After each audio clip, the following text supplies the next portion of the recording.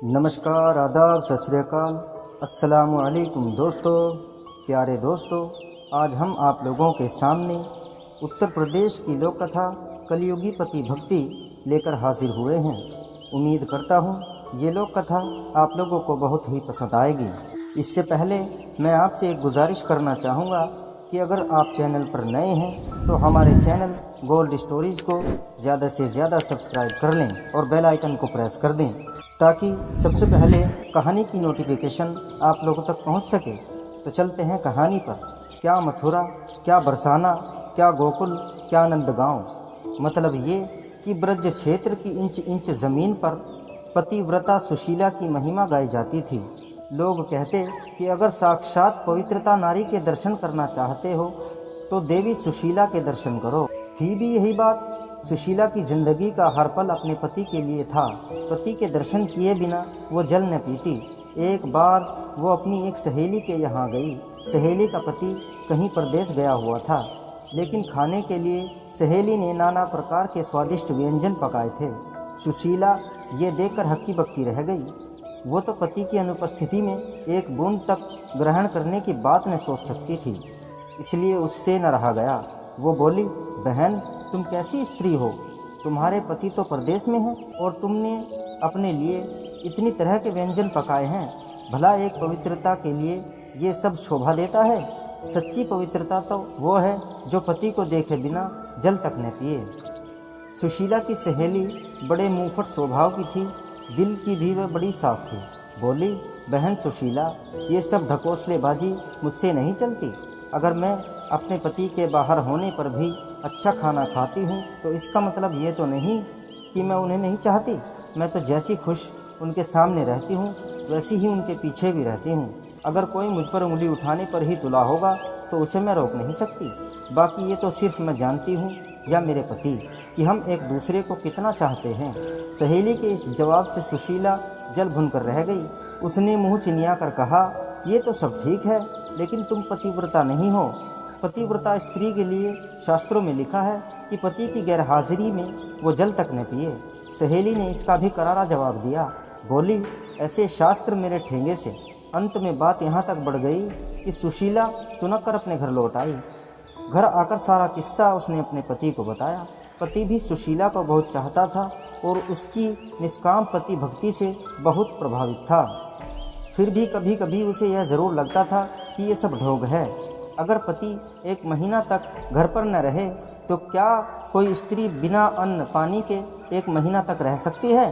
और उसे लगा कि ये बिल्कुल असंभव है। अगर कोई ज़िद्दी स्त्री इस बात पर अड़ ही जाए तो जीवित नहीं रह सकती। ये सोचकर पति ने सुशीला की परीक्षा लेने का विचार बनाया।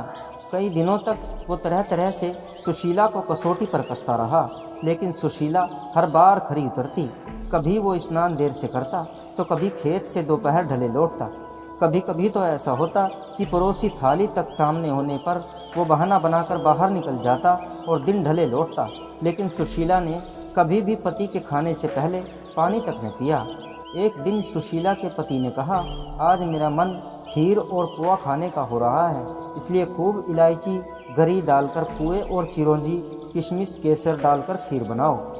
ये दोनों चीज़ें सुशीला को भी बड़ी प्रिय थी, इसलिए खूब मन लगाकर उसने ये चीज़ें बनाई। केसर और इलायची और देसी घी की सुगंध से बनाते समय सुशीला के मुंह में पानी आने लगा।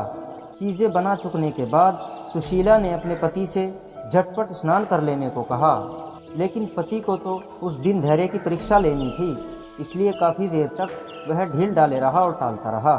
सुशीला के बार बार कहने पर आखिर में हार कर वो बाल्टी, लोटा और रस्सी लेकर नहाने गया। नहाने में भी उसने काफ़ी देर लगा दी। इधर सुशीला की आंतें मारे भूख के बुलबुलाने लगी थी, लेकिन जैसे ही दोहरी के बाहर उसे पति के खड़ाऊ की आवाज़ सुनाई दी, उसे दिलासा बंधी कि अब तो खाने का समय आ ही गया। लेकिन जैसे ही पति ने दोहरी देकर अंदर पैर रखे, दाएं पैर की खड़ाऊ से पैर ऐसा फिसला कि वो चारों खाने चित फैल गया। बाल्टी, लोटा हाथ से छूटकर दूर जा गिरे और आंखें फैली की फैली रह गई। ये देखकर सुशीला जिस हालत में थी वैसी ही दौड़ी दौड़ी पास जाकर सिर हिलाया, आवाज़ें दी, लेकिन सब बेकार। पति अगर जिंदा होता तब तो बोलता, लेकिन उसके तो प्राण पखेरु उड़ चुके थे। इसलिए भला वो कैसे बोलता। सुशीला की आंखें डबडबाईं और गला भरकर आया। उसका मन हुआ कि धाड़ मारकर रो पड़े, लेकिन तभी उसे खीर और पुए का ध्यान हो आया।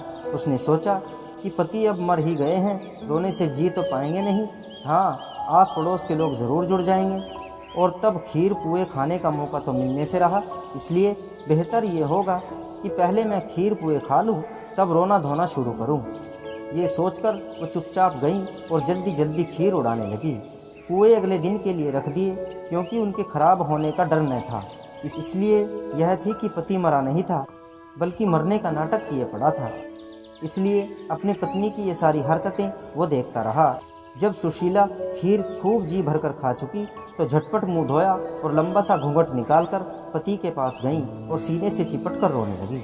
रोने के साथ साथ वो ये भी कहती जाती थी, तुम तो चले पर धाम को, हम हूँ सू कुछ बखों कहो। उसका पति कुछ देर तक तो उसके नकली प्रेम और दुख को सहन करता रहा, लेकिन अंत में उससे रहा न गया और जैसे ही सुशीला ने अपना जुमला तुम तो चले पर धाम को, हम हूँ सू कुछ बखो खत्म किया, वैसे ही उसके पति ने उसी से मिलता जुलता एक जुमला जड़ दिया। पति का जुमला इस प्रकार था, खीर सड़ोपा करी तो कूनू कू तो चख खो। अब तो सुशीला की ऐसी हालत हो गई कि काटो तो खून तक न निकले। उसे क्या पता था कि उसका पति नाटक किए पड़ा है और उसकी परीक्षा ले रहा है। मन ही मन वो रह रहकर अपने आप को कोसती रही कि ये क्या किया, क्यों न जबान पर काबू रखकर बुद्धि से काम लिया। और उसके बाद फिर कभी किसी ने सुशीला के मुंह से अपने पतिव्रत धर्म की तारीफ नहीं सुनी। पहले जैसी डींगे हाँकना अब सुशीला ने बंद कर दिया था।